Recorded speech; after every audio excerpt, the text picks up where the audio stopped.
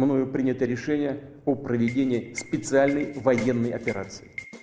We are under attack. It is an attack against Western democracies and on the institutions that bind them. What Russia's much more interested in doing is depicting the West as a failure. The regime and President Yanukovych, they were trying to protect their enormous wealth.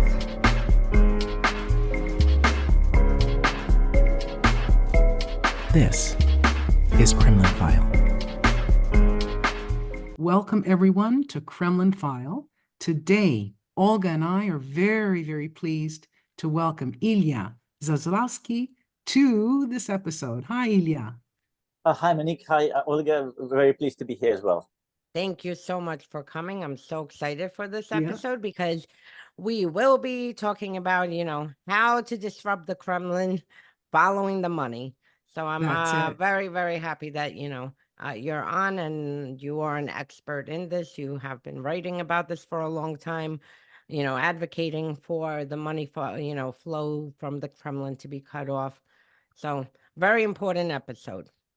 Very important. And in fact, Ilya, I've read most of your reports, even some old ones that I used in a recent article. So we're really happy that you'll be able to give us even more information, about the Kremligarchs, because this is what we're, focusing on.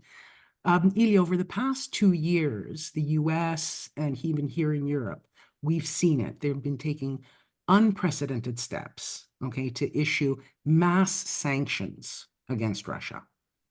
Do you think, Ilya, in your assessment, is it enough?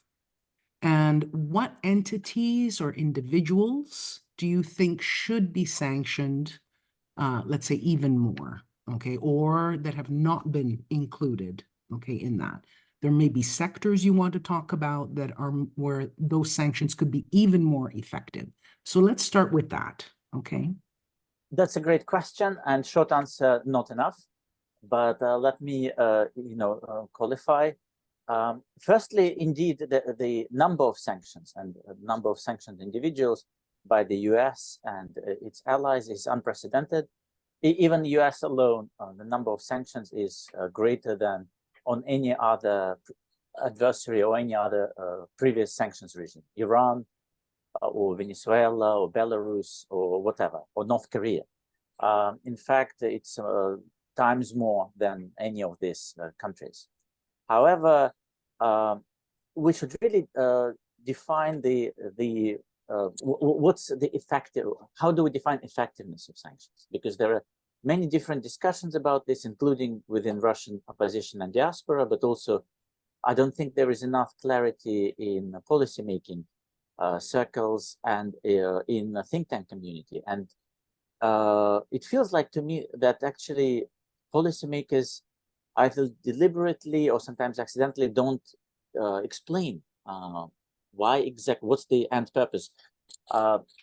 It's not, in some previous sanctions regimes, it could be about, change of the regime in some certain small country as the, the ultimate and most difficult goal. It's not the case with Russia. It's not even to try to change Russia's policy, say in Ukraine. Ultimately, it would be good, but I don't think U.S. policymakers realistically believe that they can do that, at least in the near future.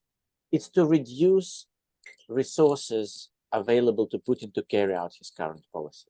So honestly, at the end of the day, it's to reduce his economic base, to reduce his military capacity, to maybe try to, curtail his ability to do damage to the West and its allies, not just to Ukraine. It's not, I believe, about breakup of elite, to splinter the elite.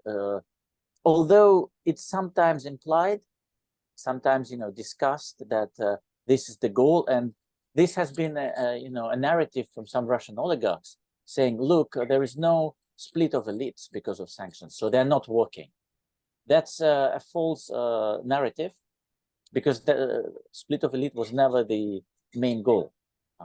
In fact, what we see is every time there is some financial problem, global or within Russia, the Kremlin finds a way to redistribute, budgets and the resources from the people, from education, from healthcare, back to its insiders, to its oligarchs. So it's no surprise there is no split of elite now again, when they're just repeating what they did during the financial crisis in 2008, during the first attack on Ukraine in 2014.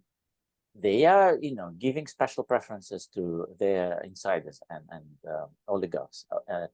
So to return back to your question, sorry for this long introduction, but it's really important to discuss this, what we mean by effectiveness of sanctions. I think sanctions have been considerable to reduce some of Putin's resources, but not enough, not nearly enough of what we can and should do in the West. Russia is still receiving lots and lots of billions of dollars every month for its fossil fuels. Oil, gas, LNG, coal. They're still exporting lots of other, minerals and lumber and so forth. And it's So not on commodities markets. Commodities. It's not only, India and China are helping a lot in that respect, and maybe the West, it's difficult for the West to do much about it, although again there could be ways to deal with secondary parties. And we already see that, for example, with not quick but enough pressure from the US, Turkish, Chinese and Persian Gulf banks stopped, reduce, at least visibly reducing their interactions with Russian financial organizations. The same could be repeated in the oil and gas sector, for example, with Indian refineries and traders and insurers of oil products. So right now, for example, lots of oil products from India go to Europe, and they are produced from Russian crude.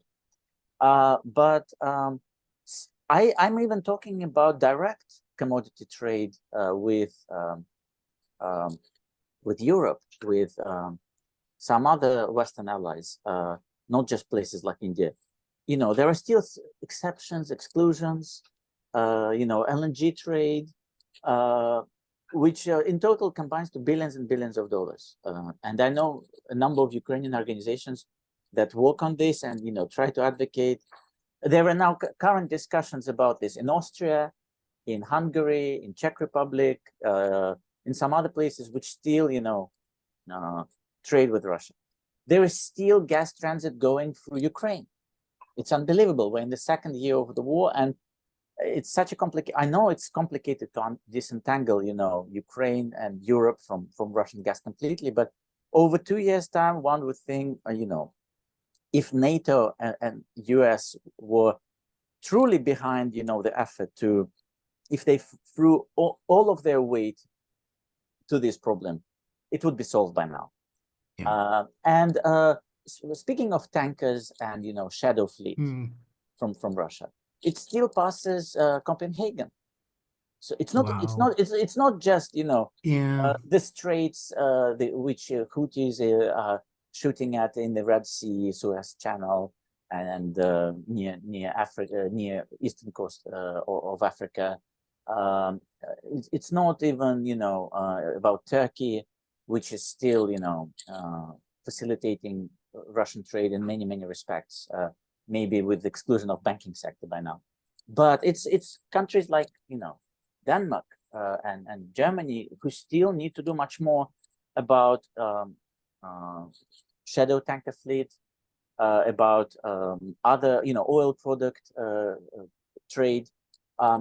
Also, the re-export of dual purpose equipment, which can be used in the military, like electronic chips, various other, parts for drones, so-called, various digital equipment and equipment for machine building. We had cases, on PBS, discussing how, say, a company called Haas from the US was still sending CNC equipment to Yeah, we Russian covered military. it. So, and there are multiple cases. Every week I read, stuff like this. So lots of loopholes and lots of new things that can be done. In terms of individuals and sectors that still need to be covered, apart from oil and gas, which is big, but it's actually not everything. At the end of the day, until we really cut off Russia from the global financial system, and we have all actors across the value chain, across the financial value chain, taking the responsibility. Like it shouldn't be just U.S. administration. It should be threat of sanctions to each actor along the value chain, both on the Russian side and on the so-called enabler side, in the West. I'm talking about all sorts of insurers, not just in the tanker fleet, but I'm talking about various traders and trading companies, talking about various, intermediaries, whether, registered in the Gulf, but also registered in other offshore jurisdictions. Everyone should face a penalty and a sanction threat if they deliberately, if they know that they are trading some kind of Russian commodity, or that they are facilitating Russian financial transactions. Again, also crypto world. It still remains, it's still very easy to pass money back and forth out and in Russia. Honestly, today, if I wanted to pass money to someone in Russia, it's very easy.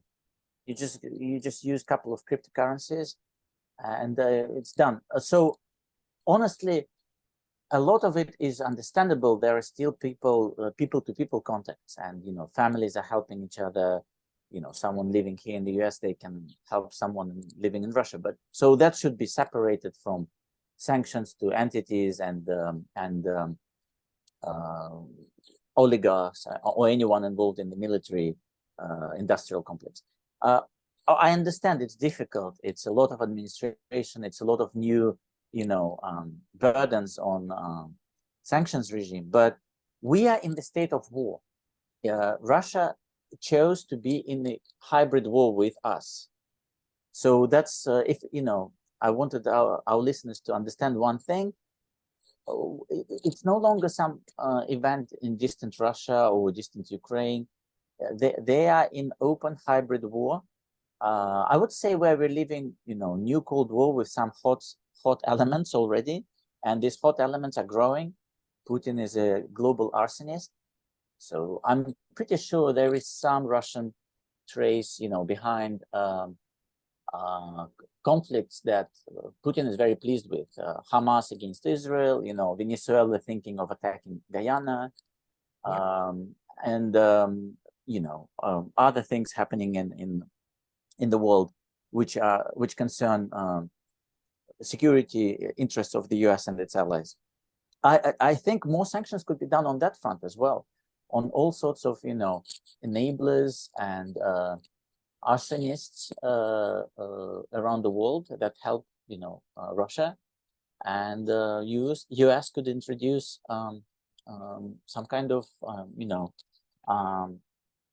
closer monitoring of these events and expose them, and then sanction individuals.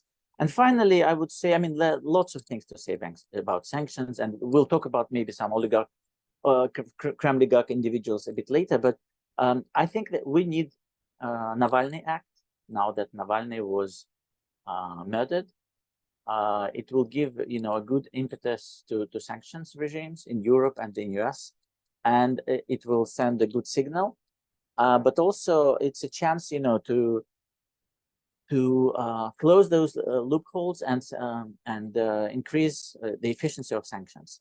Europe is already talking about, naming some of the regimes after Navalny, and I think it's a good thing. We have Magnitsky Act, but it sort of seems to have exhausted itself, and a new regime named after Navalny would help. Thank you. I mean, I think we could have several episodes on this. I know. Because it is it's incredible. We are 10 years into war. I mean, the war Yeah. began 10 years ago, Yeah. right? Mhm. Around this week, Mhm. and note to media in US and Europe, it's not going to be a 2-year anniversary, it's a 10-year anniversary.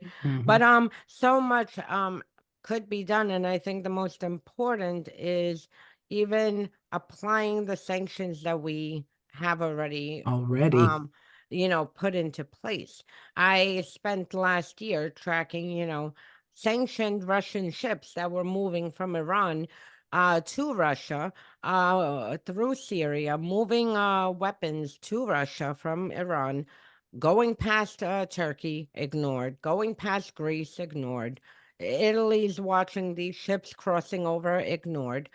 These are sanctioned ships. So, I mean, if you can't stop a sanctioned ship that Yeah. is carrying weapons and that should not be crossing over, that's a problem. So I think also with that, a lot has to do with the fact that we need to really, really follow through with the laws that we have in place, on top of looking for the loopholes that can be blocked.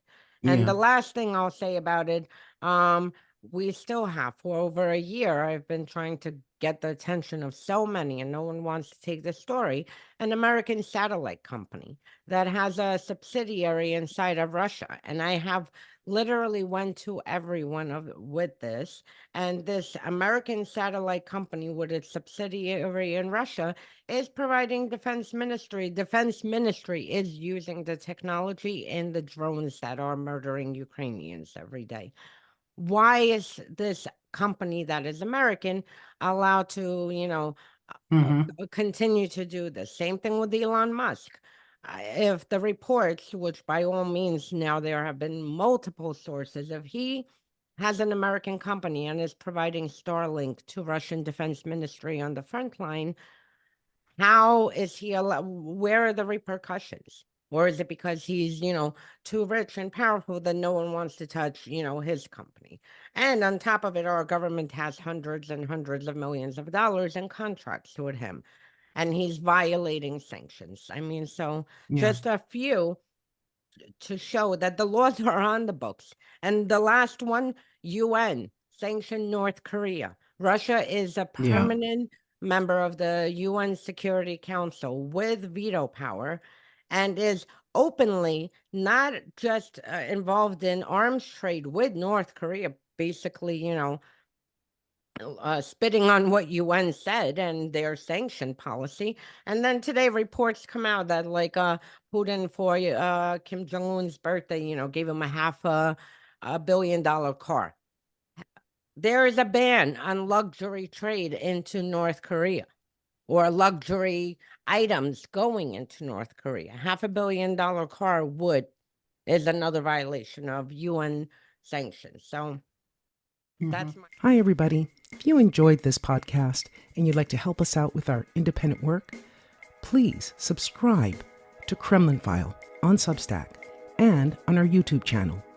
Kremlin File is hosted by Olga Lautman and me, Monique Camara. Our production team is headed by Maddie Kaparov, and the theme music by Oreste Camarra. So please don't forget to visit our Kremlin File Substack for links to our socials and to wherever you'd like to listen to podcasts.